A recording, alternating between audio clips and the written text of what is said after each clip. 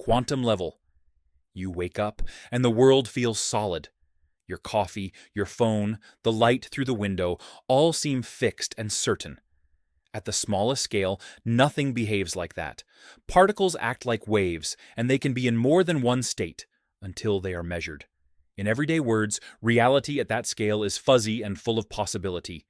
Here is what that means for the rest of the ladder. Atoms and electrons do not follow a single path like a marble. They follow probabilities like a weather forecast for a single raindrop.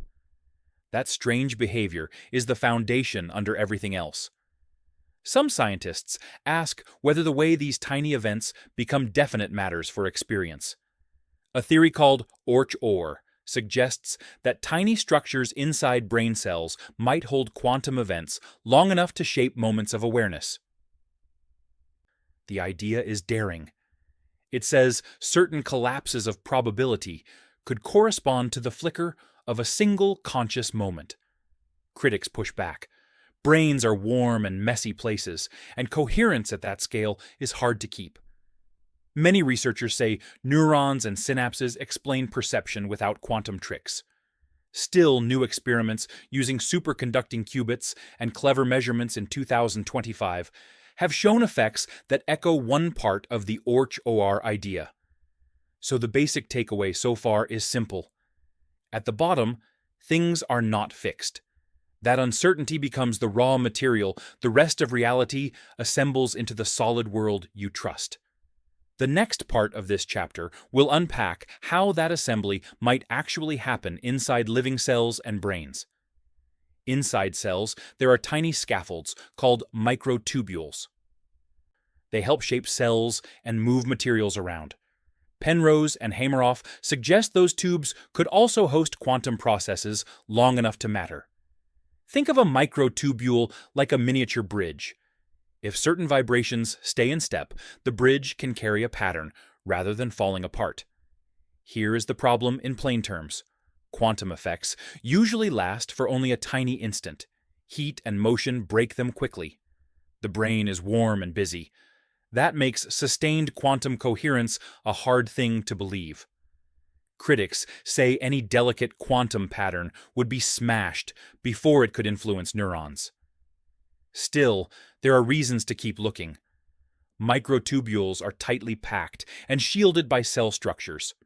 Some experiments find quantum-like behavior in biological molecules at body temperature.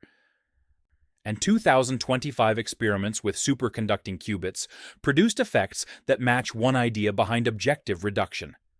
Those results do not prove the brain runs quantum computing.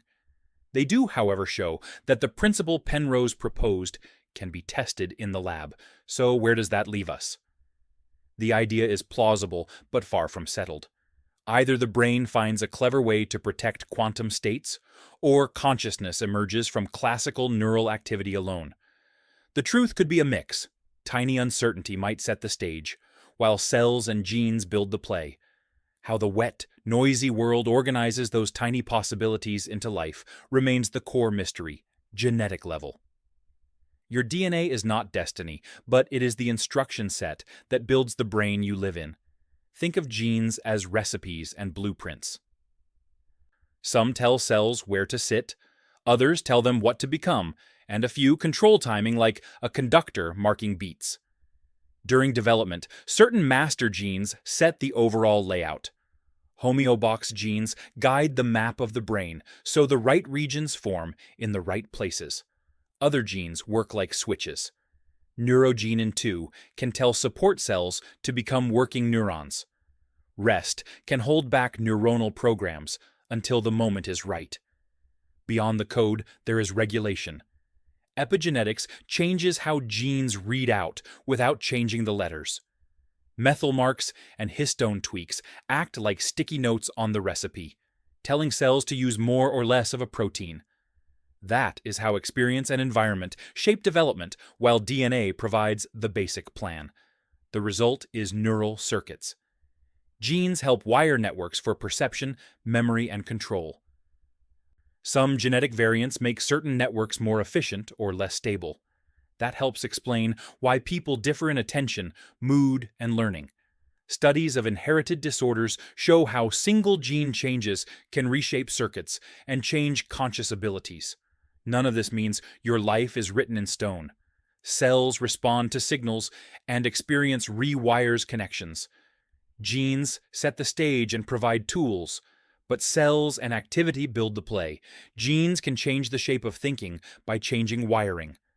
Tiny differences in a gene can alter how many receptors a neuron makes or how strongly a circuit fires. That can make some brains more punctual at focusing and others more prone to worry. We see this clearly in disease. A single gene mutation can produce dramatic changes in perception or control. Those cases show how a code letter can ripple into experience. Epigenetics is where life writes on DNA without changing the letters. Stress in childhood can add chemical tags that slow gene expression in stress circuits. Learning can add tags that boost genes involved in memory. Those tags are reversible in ways that feel hopeful. The environment does not just sit outside genetics. It writes on and tunes the plan. Development is a conversation. Genes lay out scaffolds. Activity sculpts them. Cells fire together, and connections strengthen. That is how a gene-guided neuron becomes part of a sight system or a language circuit. Experience then locks in or prunes those links. What this means for you is simple. Genes set ranges and tools. Experience wields them. Some people inherit tendencies. Most people shape those tendencies through life and choice. There are limits to what genes explain. Culture practices, and symbolic systems will do work genes cannot. Still, if you want to know how thoughts get their hardware, start with genes, and then ask how those instructions become sensors and circuits. Sensory and neural level. You walk into a kitchen and your brain already knows where the toast should be before you even look. Sounds arrive. Light hits your eyes. Smells hit your nose. The brain does not wait to pile up facts. It guesses and checks. Those guesses come from predictive coding. Your brain builds a simple prediction of the scene. Incoming signals update that prediction. If the signal matches the guess, there is little fuss. If it surprises the brain, it sends a stronger signal telling higher areas to pay attention. Integration matters. Sight and sound combine to make a single event. When a voice and lips align, you understand words faster. When they do not align, your brain corrects the mismatch, or it creates small illusions. That is why a movie can feel real, even when you know it is not. Internal feedback solves timing problems. Signals travel at different speeds.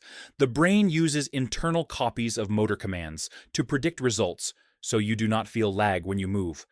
That is how you catch a ball smoothly, even though the world is noisy and slow. Plasticity lets the system adapt.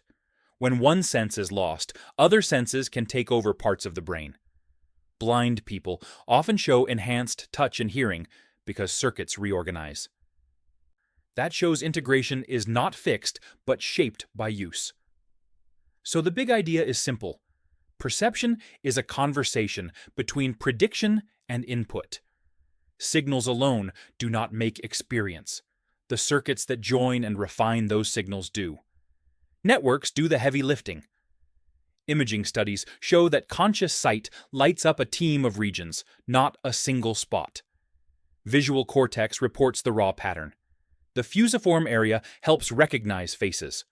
Frontal eye fields coordinate where you look. Other regions manage arousal and attention. When these areas work together, the brain treats a scene as real. Think of it as an orchestra. Each section plays its part. The conductor is prediction. Predictive coding means higher areas send expectations down and lower areas send surprises up. If the surprise is small, the orchestra keeps playing. If the surprise is large, the conductor changes the score and attention shifts. Experiments back this up. Studies show that auditory expectations change responses early in the pathway. Functional imaging finds networks tied to conscious perception, even when eye movements and reports do not explain the activity. That suggests integration is central to awareness. Internal feedback fixes timing and delays. When you move, the brain sends a copy of the command to sensory areas. That copy tells the system what to expect, so sensations feel instantaneous. That is why catching a thrown cup feels smooth, even though signals take time to travel. Plasticity proves flexibility. When one sense is lost, the brain repurposes circuits. Blind people often recruit visual cortex for touch and hearing. That shows integration is adaptive and experience-driven. The payoff is simple. Perception is not a passive snapshot. It is active construction by networks that predict, integrate, and correct. That explains stability, illusion, and why attention matters. Symbolic level. You hold a grocery list, and the words turn invisible items into tomorrow's reality. A symbol is a tiny stand-in for something else. A word stands for a thing. A number stands for an amount. A map stands for a place. Those stands let you work with ideas that are not here. Symbols free thought from the moment. You can plan dinner, rehearse a conversation, or imagine another life without moving an inch. That ability to represent makes creativity possible. It also makes mistakes possible. You can argue about a law that only exists as ink and agreement, and that argument will change how people act. Brains tie symbols to senses and feelings in specific ways. Some areas link sounds and shapes to meaning. Other circuits let you hold a symbol in mind while you manipulate it. Children learn symbols by use and correction. Practice turns a word into a tool you can wield quickly. Different symbolic systems do different work. Numbers let us measure and predict. Maps let us travel without being there. Stories let us share values and coordinate large groups. Technology extends symbols. Writing and recording move thought out of one head and into many hands. Symbols are not neutral. A label can change how you see a person. A frame can shift a decision. That is why language and law matter so much. They shape not only what we think, but how groups act together. Shared use makes symbols real. When two people agree that a mark means value, that mark becomes money. When a group agrees that a spoken rule means punishment, the rule gains force. Repetition and correction turn a private sign into a public tool. Schools and families do the heavy lifting. Children learn words and rules by imitation and feedback. Rituals and routines lock usage in. Writing and record-keeping freeze decisions, so people far away and far later can act on the same meaning. That is why contracts and calendars work. They let many minds coordinate action without meeting face-to-face. Institutions stabilize symbols. Courts, markets, and tech platforms enforce and multiply meaning. A legal text turns a promise into an enforceable claim. A standard of measure turns a guess into reliable exchange. Code and protocols do the same job in software. Algorithms treat symbols as instructions and scale coordination to millions. Symbols also shape what people notice and feel. A label can make behavior seem normal or shameful.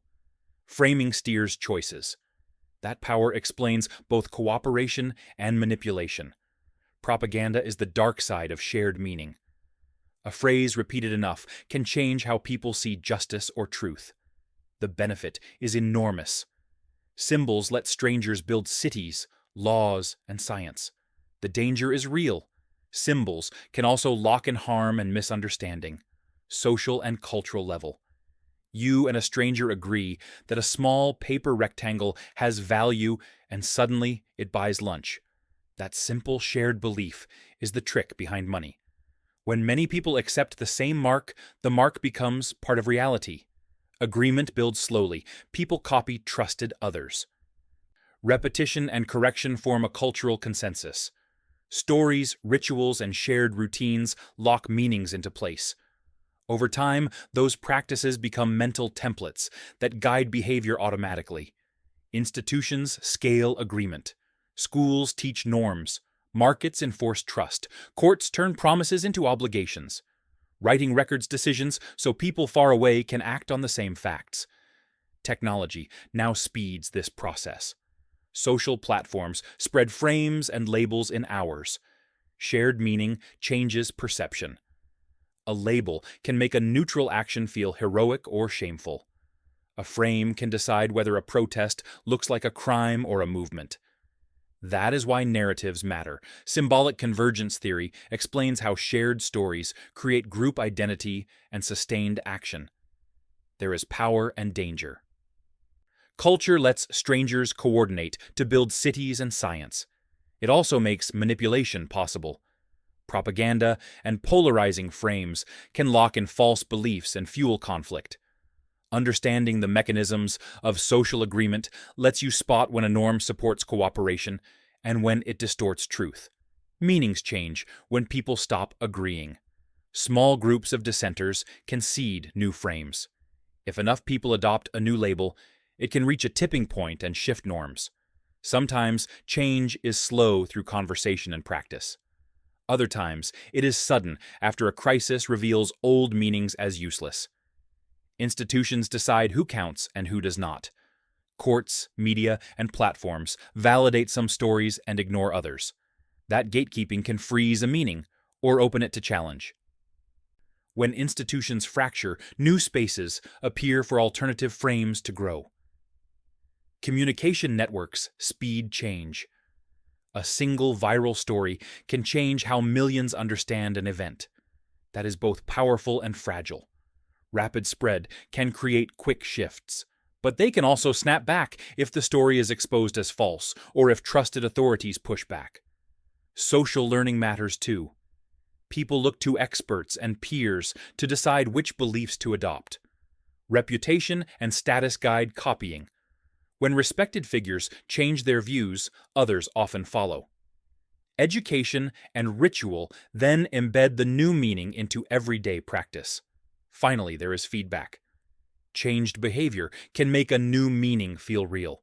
If people act as if a rule matters, the world bends to that action and the rule strengthens. That is how customs become laws. The practical takeaway is simple. Collective reality is made and remade by copying prestige signals, institutions, and repeated action. That means change is possible, but not guaranteed. Psychological level. You notice your reflection in a window and feel embarrassed about a loose thought. That moment is self-awareness. It is the mind turning attention inward and naming a feeling. Self-awareness grows early. Around 18 months, children begin to recognize themselves. By 3 years, they show shame, pride, and guilt. Those signs tell us the self is a developing skill, not a fixed thing. Emotions are not simple reactions. Many scientists now describe emotion as constructed. Your brain predicts what a situation means. It then uses past experience and body signals to make a feeling. That is why food can taste richer when you expect it, and why a quiet room can feel heavy if you are worried. Personal experience also takes other forms. Inner speech is the running commentary that guides action. Imagery paints possible futures. Researchers who sample inner life find surprising variety. Some people think in words, others think in images or unsymbolized knowing. All of those feed into how you see yourself. Therapies like acceptance and commitment work use the idea of self as context. That means you are not identical to a thought or emotion. You are the aware space where those events appear. That simple shift makes choices possible. You can notice a worry and still act differently. So the main idea is clear. Your inner life is built from prediction, memory, body signals, and learned narrative. That gives you patterns but not prison bars. Naming helps. Say the feeling out loud, and the charge often drops. Labeling an emotion turns a loud signal into data the brain can use. That small act gives space for choice. Reframing works too. If a racing heart can mean excitement as well as fear, you pick which story fits. Changing the story changes the feeling. Therapies and simple practice teach that skill. Pause and breathe. A short pause interrupts automatic habit loops. When you pause, you let the front part of your brain step in. That part helps weigh options and hold a goal in mind. Practice builds new circuits. Repeating a different response makes it easier next time. Habits form when actions get cued and rewarded. To change a habit, change the cue or the reward and practice the new routine until it sticks. Metacognition is thinking about thinking. It is the tool that lets you hold a thought up and test it. When you notice a thought as just a thought, you reduce its grip. That is the essence of self as context. Memory and narrative stitch moments together into a story you call your life. Editing that story edits how you expect to act. Small shifts in the narrative can shift behavior across weeks. Brains use prediction and value signals to choose. Emotions point to what matters. Cognition plans how to get it. When you name feelings, reframe situations, pause, and practice new habits, you turn raw experience into deliberate action. Cognitive level. You stand at a crossroads and pick a route without thinking. Then you pause and plan a big move for next year. Both are thinking, but they feel different. Your mind runs on two systems. One is fast. It is pattern-based and automatic. It spots faces and reads tone and offers quick answers. The other is slow. It checks reasons, weighs options, and accepts effort. Memory comes in two flavors. One holds exact details and dates. The other holds the gist, the simple meaning you carry away. Under pressure, people often rely on gist because it is quick and useful. That is why a one-line summary beats a long report when you must decide fast. Brains use models like computer programs to plan. The front part of the brain simulates outcomes and keeps goals in mind. That is why working memory feels like holding an idea on a mental shelf while you test it. Decision-making mixes value and prediction. Your brain predicts what will happen and attaches how much each outcome matters. That is why feelings and facts get tangled. Emotions signal value. Memory supplies examples. Reason supplies rules. Biases arise because fast pattern guesses are efficient, but sometimes wrong.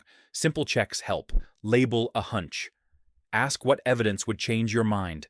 Break big choices into smaller steps and test them. The payoff is practical. Know when to trust the quick mind and when to call in the slow mind. Use memory as raw material and reasoning as the editor. You use rules to make choices. When reasoning meets messy reality, the brain builds simple procedures to act fast and still stay smart. One trick is pre-commitment. You set a rule in advance, so when temptation arrives, your slow mind has already signed off. That turns a fragile decision into a reliable habit. Another trick is decision architecture. Break big problems into small tests. Run a quick experiment. Collect a tiny result and update your plan. That reduces the weight on working memory and limits mistakes from overloaded attention. Checks and balances matter. Metacognition watches reasoning for bias. When you name a bias, it loses some power. Asking for opposing evidence and imagining a disconfirming example are cheap and powerful edits that change outcomes without heavy thinking. Memory helps and hurts. Verbatim memory stores facts. Gist memory stores meaning. Experts lean on gist to make fast-skilled choices. Novices benefit from checklists and explicit steps that convert slow thinking into reliable action. Pilots use that trick. Doctors use that trick. Those checklists catch rare but important errors. The brain also uses simple heuristics to reduce complexity. A rule of thumb is not perfect. It is quick and often good enough. The smart move is to know which heuristics to trust for which problems and when to switch from a heuristic to a full deliberation. Finally, planning uses simulation. Your front brain runs short mental movies of outcomes and scores them by value. That is how you weigh trade-offs and set priorities. The better your simulations, the better your plans.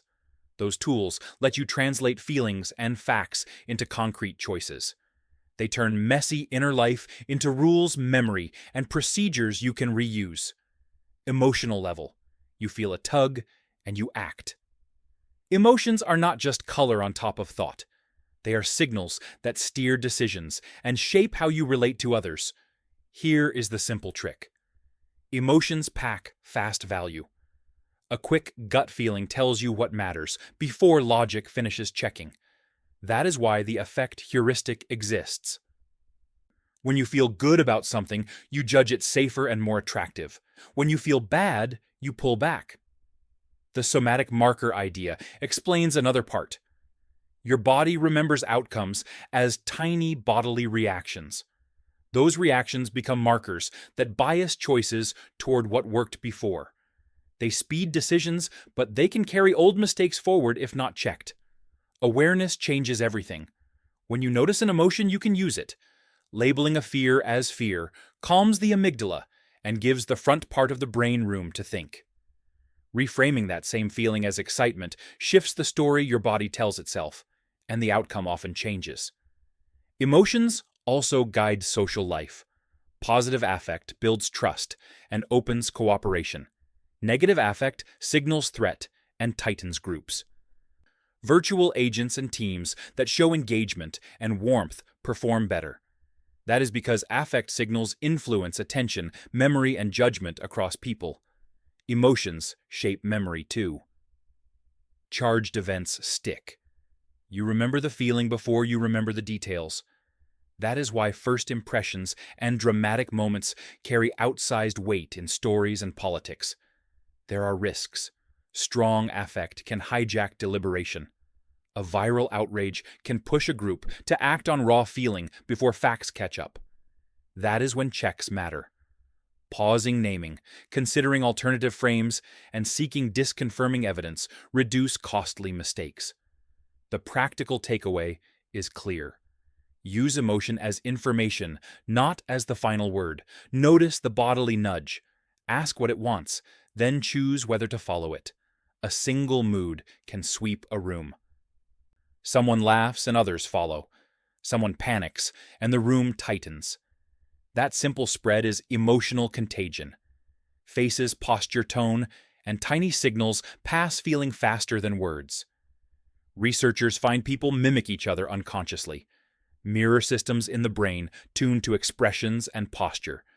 Hearing fear in a voice raises your heart rate before you know why. That is useful. It kept our ancestors alert to danger. It can also be dangerous when false alarms spread. Groups amplify emotion. Rituals and shared music synchronize heartbeats and breathing. That builds trust and cooperation. It also binds people to joint action. Crowds that sing together act together. Networks and media do the same job at scale. A viral post can turn private anger into public outrage in hours. Mass emotions change facts. When a market panics, prices fall. When a movement feels righteous, institutions bend to the pressure and laws follow. That is how feeling becomes social reality. There are ways to manage collective affect. Slow rituals like shared reflection reduce heat. Institutional checks slow viral spikes. Transparent information and trusted mediators reduce the chance that a false story will hijack feeling. Teaching emotion literacy helps groups notice when they are being swept. The darker side is clear. Manipulative frames and repeated cues can manufacture anger and fear to drive action. That is why understanding contagion is a civic skill, transpersonal level. You stand in a circle with strangers, and suddenly the walls drop away. Time stretches. You feel connected to the room, the sky, and something you cannot name. Those moments are common across cultures. Shamans, monks, and ritual participants describe the same loosening of self-boundaries. Science finds matching signals. Brain areas that track the sense of where the self ends show reduced activity. Temporal and parietal regions change their pattern, and people report a loss of usual self-location. Neuroscience uses EEG and imaging to study these states. Researchers find different rhythms and network patterns during deep meditation, trance, and psychedelic experiences. Those signals do not prove anything mystical by themselves. They do show that the brain can shift into a mode where self-boundaries loosen and a sense of unity rises. Culture shapes the meaning. Jung called these meetings with archetypes. Symbolic convergence shows how shared narratives turn private awe into collective purpose. Virtual reality experiments replicate parts of the effect by giving people the same immersive story. Psychedelic studies produce intense reports of unity that can change life priorities long after a single session. Groups can have shared transpersonal experiences too. The Eisnes VR work and other studies show that people can undergo parallel journeys that feel connected. The Global Consciousness Project looks for correlations at global scale. Results are debated, but the experiment's open testing ground. The practical effect is striking. People often report more compassion, less fear, and lasting shifts in values after these experiences. They can heal and they can confuse. They are powerful engines of change. Many people do not walk away from a single transpersonal moment unchanged. After intense experiences, participants often report lasting increases in compassion, openness, and meaning. Clinical trials with guided psychedelic sessions record reductions in depression and anxiety that last months or longer when integration work follows the session. Integration matters. Talking through the experience with a guide or community helps translate insight into daily habits. Rituals and storytelling turn a private peak into a lived change. Art, volunteering, and new priorities then reinforce the shift. Without integration, an intense episode can become a confusing memory or a fragile belief that collapses under stress. Science finds both promise and limits. Brain measures show altered networks during the state. Surveys show shifts in values afterward. That is not proof of metaphysical truth. It is proof of a reliable cause and effect. A powerful experience can change outlook and behavior without requiring supernatural claims. There are risks to note. Intense experiences can trigger false certainty, cult recruitment, or destabilizing beliefs if leaders exploit them. They can also unearth trauma that requires careful support.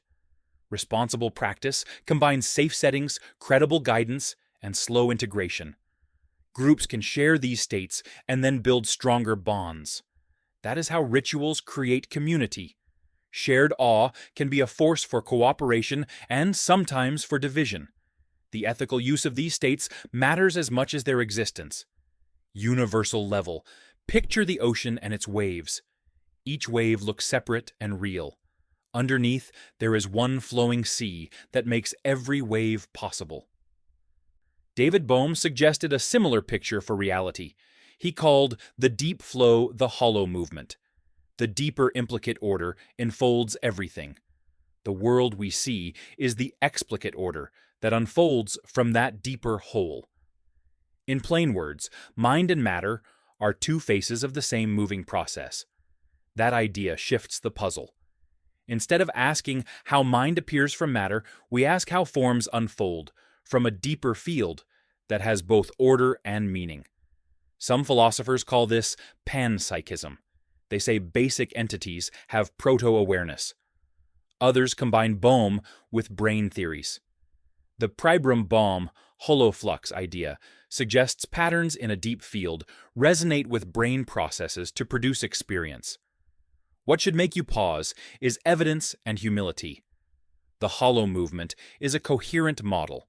It elegantly links unity experiences and quantum strangeness. But it is not an experiment yet.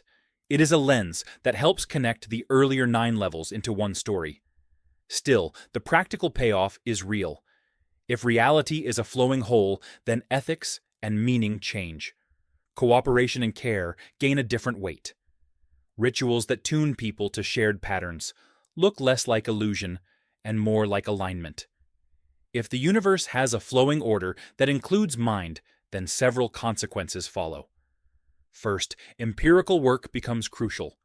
Models that link brain patterns to deeper fields need testable predictions. Laboratory experiments and careful statistical work can open or close possibilities. Second, the view reframes meaning. Small acts of care become not merely personal choices, but alignments with a larger pattern. Rituals and practices that tune attention take on a new practical value. There are limits to be blunt about. Elegant metaphors do not equal empirical proof. The hollow movement is a powerful map. It is not yet a laboratory fact. Good science will keep asking for predictions and repeatable tests. At the same time, good philosophy will notice what the map reveals about ethics and cooperation. Practically, this perspective nudges a few simple habits. Pay attention to the patterns you reinforce. Practice rituals that build cooperation. Treat moments of shared awe as real social glue. Use humility when claiming ultimate truth and caution when using powerful experiences to justify action. Historically, big ideas succeed when they generate new research and better lives.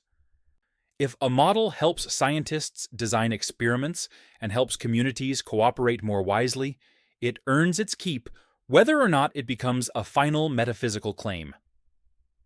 The last thought is a personal one. You now have a 10-step ladder from the smallest uncertainty to the largest possibility. Pick a rung that changes how you act tomorrow and test it in life.